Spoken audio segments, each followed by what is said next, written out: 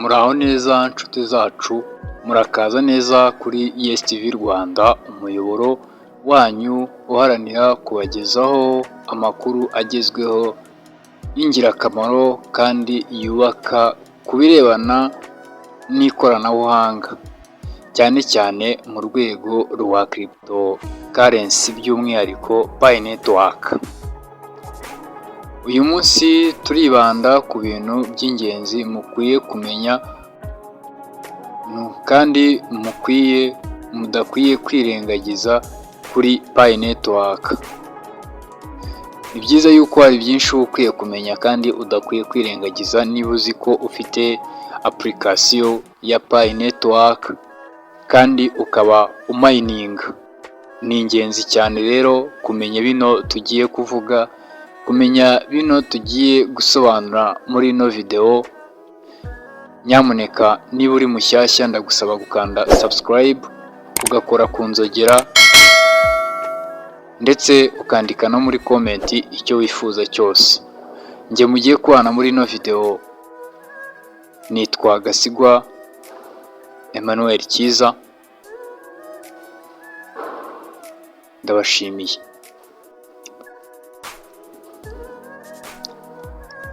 Ikintu cya mbere ugomba kwitaho rero muri Pi Network igihe uyitunze muri telefone yawe kandi umayininga, icy'ingenzi ni ugufungura KYC.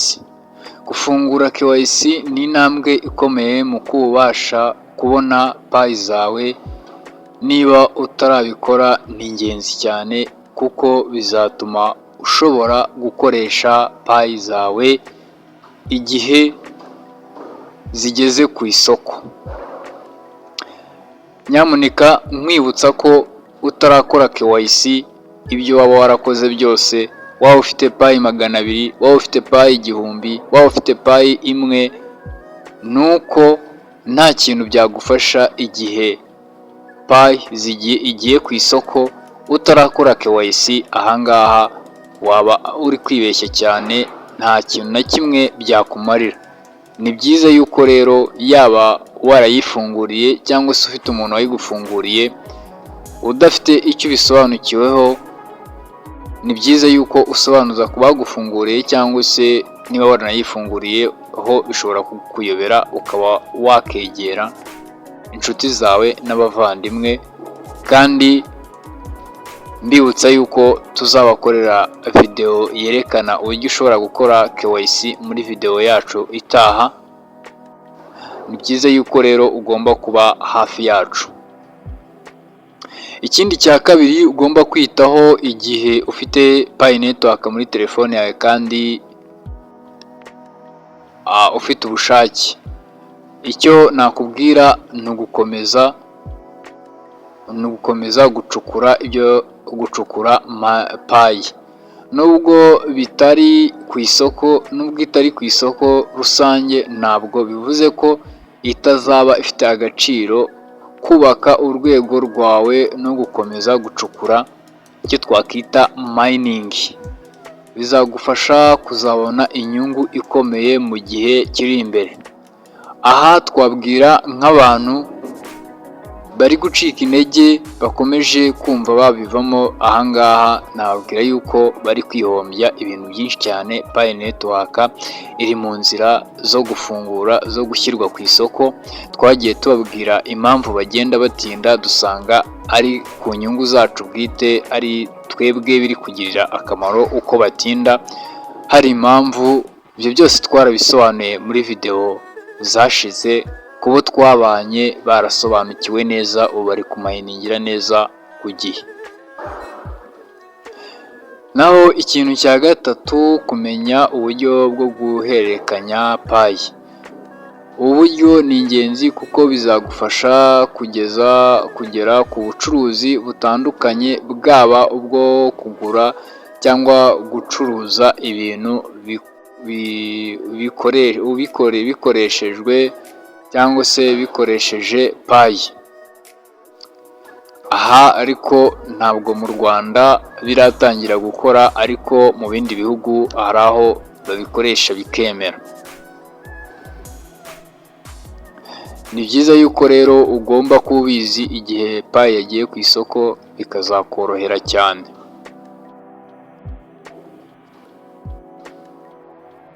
Naho ikintu cya kane twavuga hano ni ukwitabira amakuru agezweho. Niba uzi yuko umayininga, ukaba uri umupiyoni, ukaba nawe ibi bintu ubikunda cyane, ni byiza yuko umenya amakuru. Muri Pi Network hari impinduka n'amavugurura ahoraho. Ni ingenzi gukurikirana amakuru yemewe atangwa n'abayobozi bayo cyangwa ku mbuga zemewe, kugira ngo utazacikanwa n'igihe Pi Mainnet izaba yagiye ku isoko. Igihe izaba iri ku isoko ubashe gusobanukirwa neza. Mbibutsa nyamuneka, ibi bintu birimo abasikamu menshi. Jya wita ku makuru ya nyayo kandi ubanze urebe n'abayatangaza, hato utazisanga mu bihombo bikomeye cyane. Ushobora kuba umaze imyaka 4 umayininga utegereje fayinali, ukaba wahomba ibintu byawe byose. Naho rero turebe impamvu udakwiye kwirengagiza ibi byose. Pi Network iri mu nzira zo guhindura uko dukoresha amafaranga mu buryo bw'ikoranabuhanga. Kwibanda ku bikorwa bihari bizatuma uzamuka ku rwego rw'abandi bari mu muryango wa Pi.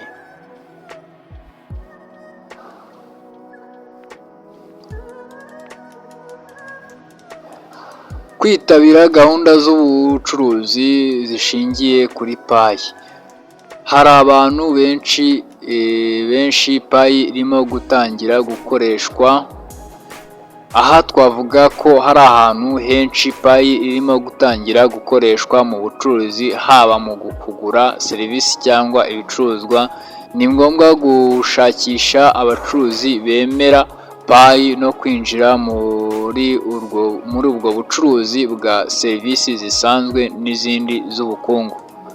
Ariko ahangaha ushobora guhita wibaza ati se mu Rwanda birakunda? Mu Rwanda ntabwo bikunda, ariko hari ibihugu bimwe na bimwe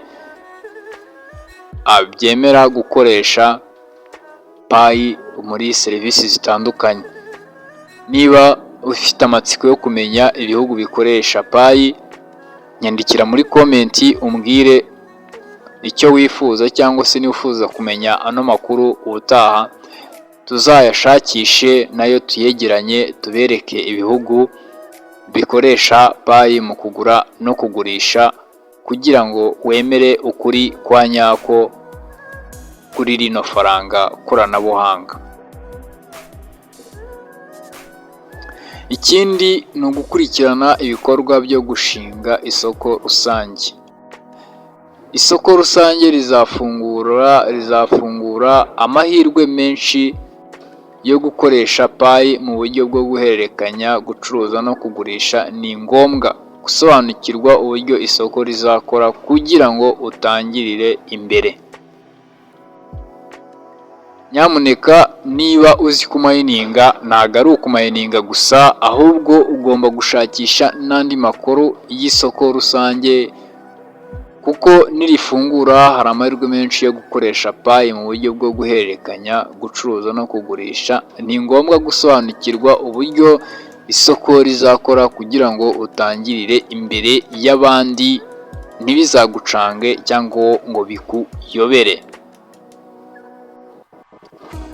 Nyamuneka, nongera nkwibutsa, niba ino video ubona hari ikintu iri kugufasha cyangwa se hari ubutumwa iri kuguha ku kijyanye n'iri somo rya Pi Network, nyamuneka ni byiza yuko ugaragaza ikimenyetso cy'uko wanezerewe kandi wishimye, ukanda subscribe, ugakora ku nzogera, ugakanda like, ndetse ukandika no muri komenti ukatubwira yuko byagushimishije. Kandi bitanagushimishije, ni byiza yuko wandika muri komenti ukatubwira, hanyuma kandi ubutaha tukikosora. Ikindi cya gatatu ni ugushyira mu bikorwa amahame y'umutekano. Hari abatekamutwe benshi bashobora kugerageza kwiba payi zawe ujya ukurikiza izi nama. Inama ya mbere, irinde gusangiza umubare w'ibanga password.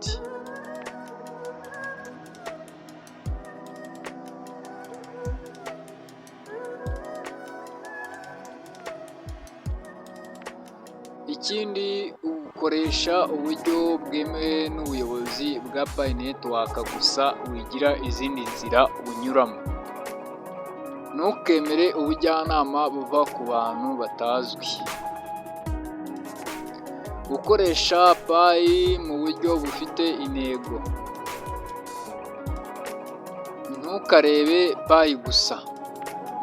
Ntukarebe payi gusa. Ni uburyo bwo kwinjiza amafaranga mu gihe kizaza. Shyira imbere kumva neza uburyo ushobora kuzakoresha mu bikorwa by'ubucuruzi, gusabana no gukemura ibibazo bifatika mu buzima.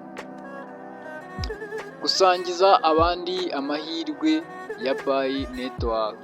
Kugira ngo payi ikomeze gukura, ni ngombwa ko uhugura inshuti n'umuryango ku byiza byayo. Gutumira abandi mu muryango wa payi bigufasha kongera umusaruro wawe binyuze mu kuzana ubufatanye referral. Ikindi, gufata payi nk'amahirwe y'ahazaza. Nubwo isoko ryayo ritarashyirwaho burundu, amahirwe yo kwinjiza akayabo binyuze muri payi ni menshi. Ba maso kandi wizere uburyo bw'ikoranabuhanga bushya bugenda buhinduka ku isi. Naho icyitonderwa, ibi byose ni uburyo bwo kwitegura neza, ariko nanone ni ingenzi kugenzura neza amakuru mbere yo gufata icyemezo gifatika. Yes TV Rwanda izakomeza kubagezaho amakuru asobanutse, amahugurwa n'inama z'ingirakamaro ku buzima bwanyu bw'ubukungu n'ikoranabuhanga. Tugumane, tuzagera kure. Hari ikindi ushaka kongeraho cyangwa gusobanuza, turahari ngo tugufashe. Naho ubutaha.